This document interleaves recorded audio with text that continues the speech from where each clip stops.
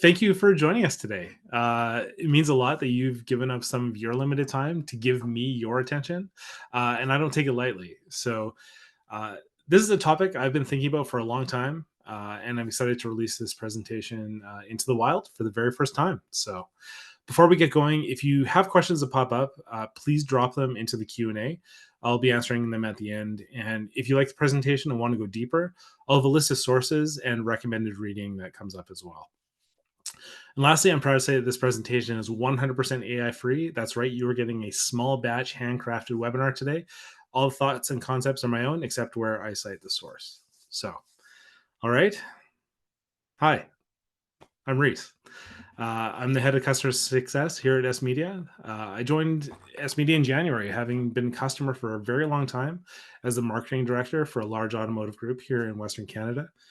As a marketing director, I really have thought about capturing and holding attention as an enormous part of my job in that role. So I researched and I studied attention, trying to figure out how it all worked. Here's the few things that I've figured out over those years. So, first, I've been talking for about 90 seconds so far. How many of you have looked at your phone since I started?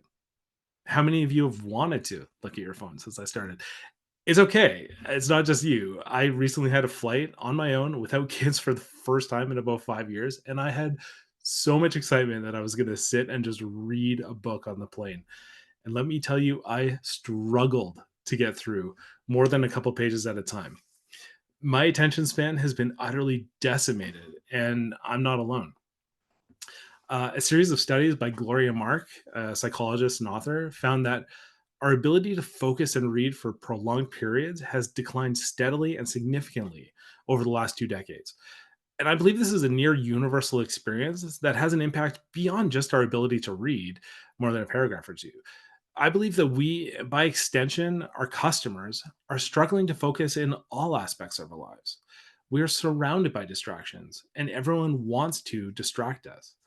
So that brings us here today. Our customers have less focus. There's an increasing demand for their attention, and that attention as a resource is finite. So we're going to talk about attention, how to get it, how to deserve it, and how to keep it. Are we ready to learn this morning or afternoon for those of you on the East Coast? All right. Uh, we're going to start with the most iconic symbol of the car industry in my mind, the wacky inflatable waving tube man. I think it's a perfect symbol because it really represents the idea of what our industry understands getting attention to be. We act like our future customers are willfully withholding their attention from us, and we need to grab it by whatever means necessary. We need louder radio hits. We need wackier TV commercial concepts. We need brighter colors on our website banners or a great big waving tube man to distract commuters as they drive by day after day after day. And there is some truth there. Like, we do need to break through the noise. We need people to know that we are open for business. But the problem is that this type of grabbing attention, capturing someone's attention with noise or visuals or distracting them from what they're doing, is that it's incredibly hard to keep it. See, this type of attention is called involuntary attention. It's what causes you to swivel your head when someone drops a tray of dishes at a restaurant. Evolutionary biology causes us to react quickly to potential threats, but also our brains have had to learn how to quickly decipher whether the threat is real or not. And if it's not, we pivot our attention away. So that first Monday that you put out the wacky waving inflatable tube ban, consumers will notice because it's different. But by Friday, it's already become background noise because our brains have recognized it and dismissed it. And the problem with our industry is that we think that this is the only way to get attention because, well, it has worked. Television and radio have been advertising staples for decades for a reason. But success with this approach comes from repetition and long term thinking. Now, because we're inundated with ads and messaging these days, the recipient of this approach is unlikely to retain the full message the first time. It requires many exposures over long periods of time. In automotive marketing, this would include lots of traditional media like television, newspaper, radio, billboards, advertising at sporting events, other high traffic areas. In the digital realm, I recommend running high impression strategic branding campaigns. My favorite right now is TikTok because the cost per impression is really cheap as the competition is relatively light. On TikTok, we're seeing some markets right now where $1,000 monthly spend is getting nearly 500,000 impressions a month. This is phenomenal value for your top funnel marketing dollar with nothing really comparing at the moment. If the point is to get your brand in front of a lot of eyeballs repeatedly, we need to do it for a long time. This is a crucial piece of the marketing funnel, but it's the highest part of the funnel and requires significant investment on a time frame measured in months and years. The one thing that this does not work particularly well for is a spur of the moment promotion or a strategy to get rid of a few pieces of aged inventory. You will not find a lot of success using this kind of strategy to sell to today's customers. But the nice thing about tomorrow's customers is that they eventually become today's customers. So let's plan to get them. One thing that you can do today is to start planning a yearly event calendar. I'm going to encourage you create 3 tentpole events that you're going to host during the year. These could be tied to existing holidays, your manufacturer's annual sales events, or simply scheduled to try and juice sales in a traditionally slow month for your dealership. Space them out relatively evenly throughout the year, 3 to 4 months apart, and start training your customers to remember the event cycle. Brand each event and stick to the name and strategy. Partner with a charity so it becomes part of their yearly fundraising and marketing cycle, which expands the audience that your market and your message is reaching. Now, I'm going to take a short rabbit trail here. Dealerships are generally pretty awful at leveraging the marketing power of their charitable giving because there's often not a lot of strategy behind it. When approached for donations, and trust me, I know how much you get approached, whether or not you choose to give tends to have a lot with to do with the mood of the general manager when they gather that request, right? So here I think is a better way to do it. As a business, choose 2 or 3 causes that you are going to support. For this example, let's say it's animal welfare, sick kids, and food insecurity in your local community. Build a landing page on your website that lists these 3 pillars and start to post examples of the types of things that you've supported in the past. Include a contact form on the page so that you have all your donation requests funneling into one inbox and so you can keep track of it. And now, when you're approached for supportive donations, you can say, "Thanks for reaching out. We care deeply about giving back to our community. As you can see, these are the causes that we support on our website. If your event matches one of these, send us the information there and we'll let you know if we have the budget available to support." So you have these pillars. You now have a cause that you can partner with. Let's look at what the sales events can look like. So in my example here, I'm in my February. I'm going to have a event called New Cat New Car event. I'm going to partner with the local feline rescue shelter, and we're going to run a 5-day promotion where $100 from the sale of every vehicle is donated to the shelter. This event is going to culminate on a Saturday where the rescue animals are brought on site, and I, as a dealership, going to pay the adoption fees for anyone that takes home a rescue that day. Our goal is to get rid of all the cats and into new homes so that we can have room to rescue some more. In May, I'm going to have the anniversary sale. We're going to be celebrating the 49th anniversary of the founding of this dealership, and select accessories and services are going to be only $49 during this free event. And during this 3-day event, we're going to have Canadian Blood Services on site doing a blood donation drive, bringing foot traffic onto the lot while also contributing to a good cause. And in September, I'm going to have the 50/50 event. So we're going to do a food drive for our local food bank during the whole month. And for every vehicle purchased, the buyer is going to get the name of a local amateur club or team. And we're going to donate $50 to that club with another $50 going into the pot. At the end of the month, one lucky hockey team, gymnastics club, dance studio, or other is going to receive half the pot to defray their tournament costs. I got 3 young kids. I know how much this costs. While the other half goes to the local food bank to help build up their stores. So once you have a calendar, plan to start promoting these events at least 4 weeks ahead of time. I know it can seem counterintuitive to say, come visit us next month when you've got product to move this month, but we know that the automotive buying cycle continues to average anywhere from 6 to 8 weeks. So here's what I would do to promote the New Cat New Car event. The first week in January, I'm going to have the shelter bring some of the cats to the dealership, and I shoot a dozen or so quick videos with the sales team holding the rescue cats. Why? Cute animals are one of the few proven ways to stop people from scrolling past, and I want them to stick long enough to hear the message. So as my staff is holding the cats, they're talking about the promotion that's happening in the 3rd week of February.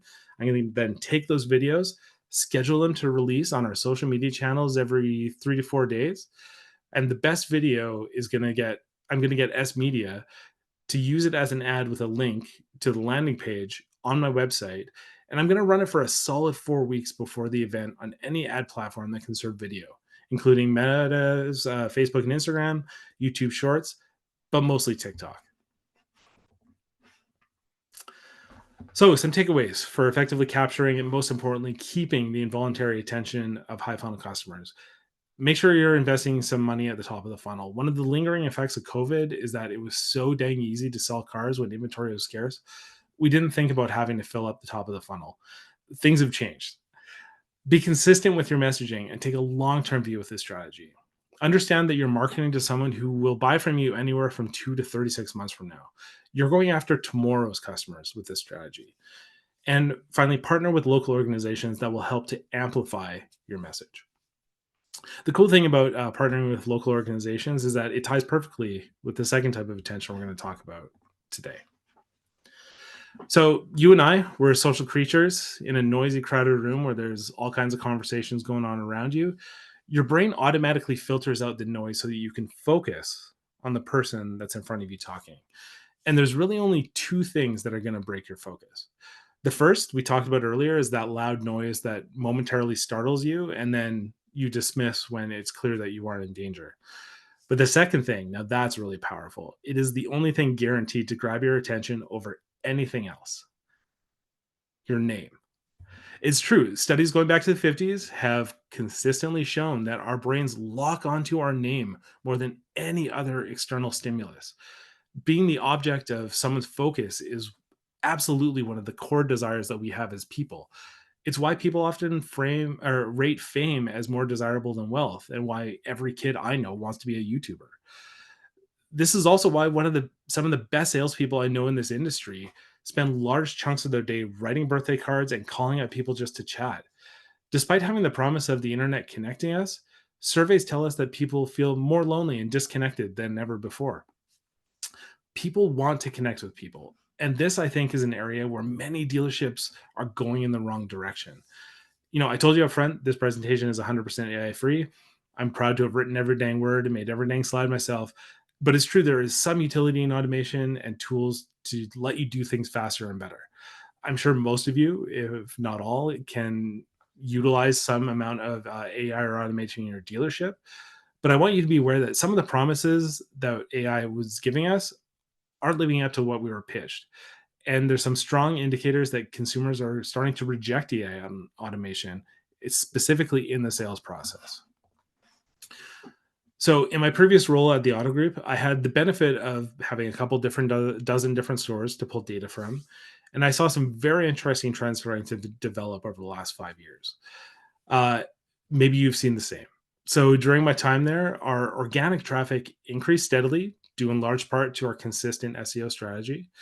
But in the years between 2020 and 2024, what we commonly refer to as internet leads or e leads declined sharply while the click to call numbers went up. What does this mean? I think it's a signal that people are getting increasingly tired of being put into the automated sales funnels. Every single retail store right now asks for an email address at checkout so they can send you marketing messages every 3 days. Consumers are tired of it. I'm tired of it. Similarly, we don't want to be stuck in a phone tree while we're trying to change a flight after we're getting delayed. We just want to talk to a person. If we can't get a person when we call, we are gone. Now, the problem with people, of course, labor is expensive. It is so tantalizing to think that you could just have an AI robot get that customer information so your salespeople could chase down that lead. But I think this is missing the forest through the trees.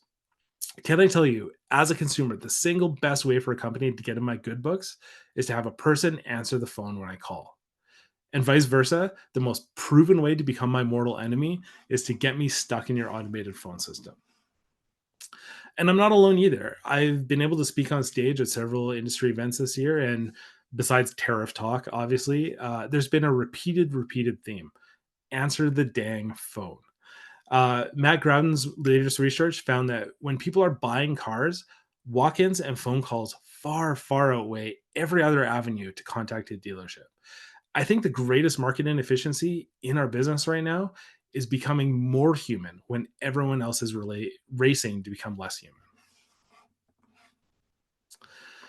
Now, the final type of attention I want to talk about is voluntary attention. Now, this is the good stuff. This is the one that sells cars today. This is when someone walks up and hands their attention to you.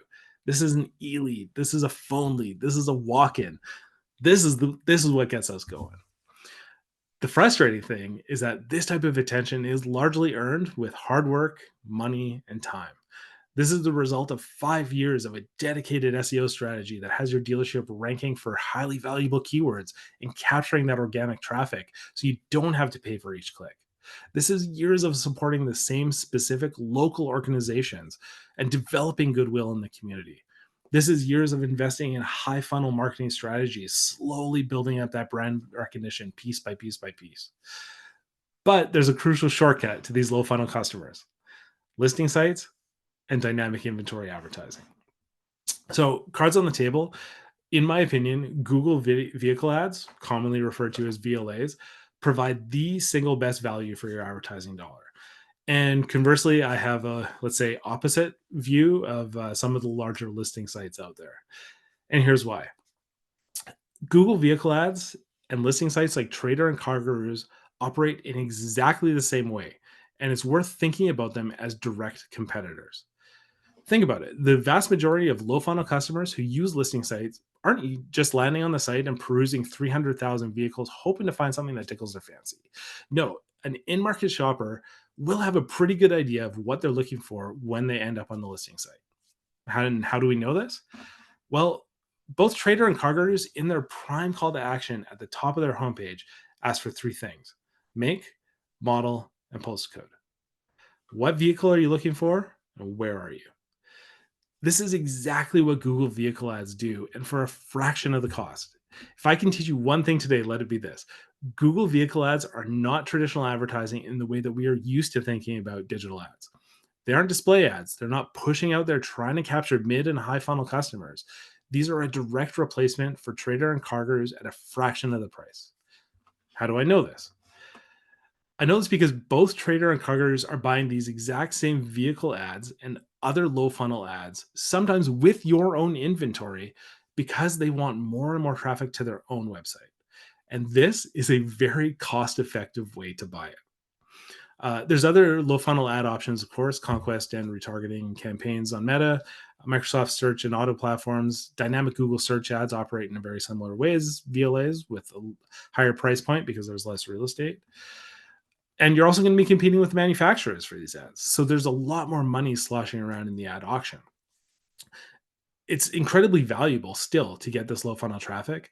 But when it comes to balancing your digital ad spend and getting ruthless efficiency out of your marketing dollars, I like to see a significant portion allocated to VLAs. Now, we're quickly approaching me spending 20 straight minutes talking at you. So let's wrap it up. What did we learn today? We learned there are three types of attention: involuntary, social, and voluntary. We learned that we need to have a proactive strategy for capturing the involuntary attention of customers that we're going to sell to in the years to come. We learned that we need consistent sales calendar, and we need to give ourselves way more time to advertise than seems natural. We learned that consumer behavior is turning against automated sales funnels, and we just need to answer the dang phone. And we learned that Google vehicle ads are so effective and efficient at capturing that low funnel traffic that even the big listing sites are using them. Thank you for your attention today. If I can ask just one thing: if there's anything that stood out to you in this presentation, please send me an email with one or two highlights that you're going to take away. And lastly, if you'd like to learn more, here's some of the resources I used to build this presentation.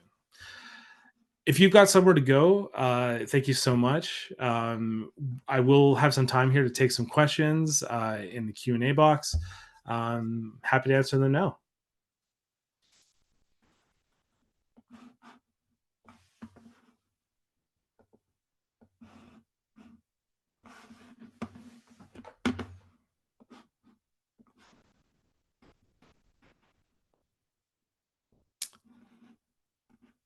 It's got to be a pretty good presentation if no one has questions.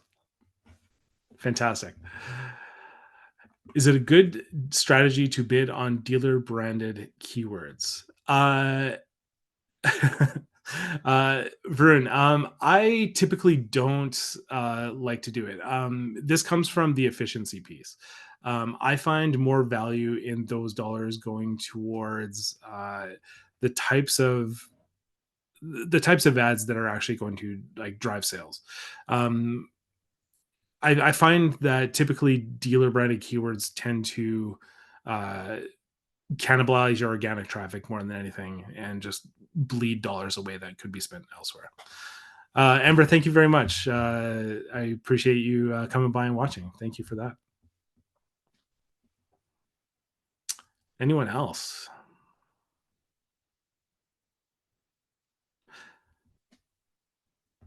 I heard one speaker say once that if you have no questions, it's either a really good sign or a really bad sign. Reed, what are you doing to maximize trends?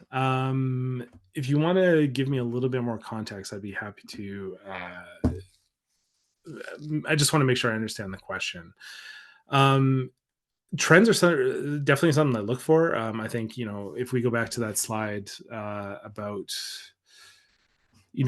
looking at how leads are coming in nowadays, like certainly that is form fill down, maximize trends.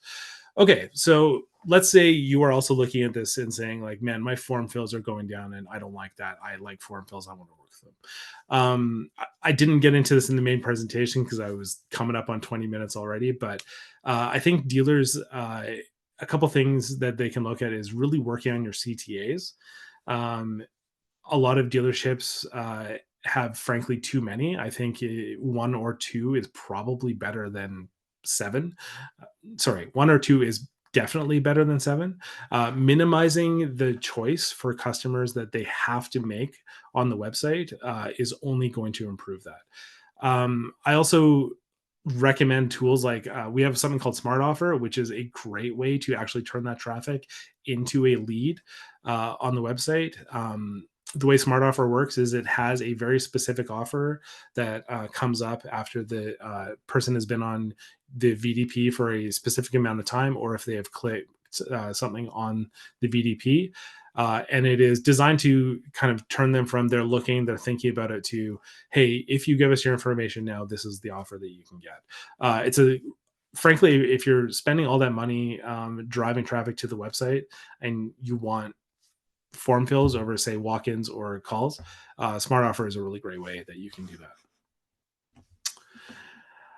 uh, what if our competitors are also bidding on dealer branded keywords? Aren't we losing sales to my competitors? um, I don't believe so. I think what happens is you see competitors buying keywords based on your name. People aren't necessarily looking for like look. The average person is maybe not the smartest, which suggests that there's a lot of like dumb people out there. But I think most people, when they are looking for a specific store, click on an ad and it brings them somewhere else. They are not going to stick around and say, they got me. I'm going to stick around and see what they have to do. No, they're going to bounce and they're going to go find what they actually meant to find. Uh, I generally think that dealer branded keywords, when competitors are bidding on them, that is a pretty good sign that they are running scared, that they are choosing to bleed money in an ineffective way while you can go and chase you can direct your ad dollars in the direction that actually works. I don't believe that you are going to lose sales uh, to your competitors because they're buying dealer branded keywords. What's the best way to attribute click to call leads from Google organic and paid, which don't end up clicking to the website for traditional tracking? Yeah, this certainly, we're in Canada. Privacy laws have definitely set up a wall between what used to be, the promise that you used to be able to have an ad that you could link directly to a sale largely is kind of broken. And so we don't have that ability to now. There definitely are companies that are doing attribution out there and do it pretty well. Um, this is a hard question because a lot of it, this isn't my area of expertise specifically, uh, but I think there are things that we can learn from it. if you have someone that is answering phones and is doing really good lead tracking, by day and time, you can start to like, based on the data you have in analytics and the data that you would have just from your whoever's answering the phone tracking it, you can start to see like within the certain hours when the click to call is clicked and when leads came in. You can kind of do your own manual attribution. There are also companies out there that can sort of automate this process as well. Um, I hope that answered a little bit. I don't know that there's a best way other than you can pay someone to do it or just do the legwork yourself. What would be a good conversion rate for VDP pages coming through search ads or VLAs? Very, very different based on the type of ad it is. So for VLAs, a click through rate of about 0.9% can be that's sort of what I use as a benchmark to be like, are these performing well? If it dips below that, that's when I start to look at, okay, are we serving ads without photos? Are prices like wrong? Things like that. Typically 0.9 to 1 to 1.1% is where they generally see. Search ads should be more closer to 10%, simply because they just don't. There's not as much real estate there. So, Shabani, where do you recommend main concentration should be for involuntary when you say proactive methods? Um, Frankly, anything more than zero is a great start. Again, coming out of COVID, I think there was a lot of stores that just like looked at it like, hey, we don't have to spend this money to fill the funnel anymore because we don't have the inventory to sell them anyway. So a lot of that sort of broad high funnel marketing spend got cut, and we got used to it, and we got used to not having to spend money. And then when it became important to do it again, there was kind of that resistance. Like uh, the CADA, CADA, they figure it costs about $450 to market a vehicle right now, which is like significantly higher than what it cost during COVID. So I'm going to say like any amount of money towards high funnel is going to be like good right now. The ones that I like the most right now in terms of like cost effectiveness, I think TikTok is absolutely the place that you should start. Um, because it is still growing, because not a lot of people are in it, it is relatively cheap. I'm going to bring up that slide again. Um, Here it is. So this is like an example from earlier this year. One of our stores, their spend is a little just under 1,200 bucks, and they got almost 500,000 impressions out of it. The cost per thousand of 2.35 is extremely valuable, and very, very high performing compared to any other comparable high funnel um, platform out there. Okay, fantastic. That's great. Thank you, Shmani. Yeah, I would say TikTok is the place to start. Absolutely. All right, everyone coming in with all the questions. I love it. How do you decide what is a good budget to spend on the dealership? Um, so every dealership will be different. I recommend starting with what Kata's recommendation of $450 per car is a good place to start. If we're not going to assume you're working in marketing, so go to your general manager and say, how many cars do you want to sell this year? And if they say 1,000, okay, well then you need to multiply 1,000 by $450 because that's what it's going to cost to market these vehicles effectively. And after their eyes pop out of their heads and their jaw pulls off the ground, then you can, work on them and see how much they're actually going to give you. And then it's up to you to spend it the most effectively. That's where I think, I'm going to assume you're in a long-term position where you're thinking about, a couple years down the road. I would absolutely invest in not only the high and the mid and the low, but all throughout the funnel. Um, yeah,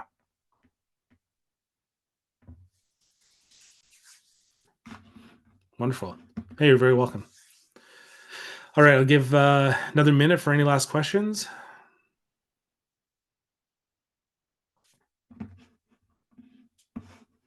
All right, I think we did them all.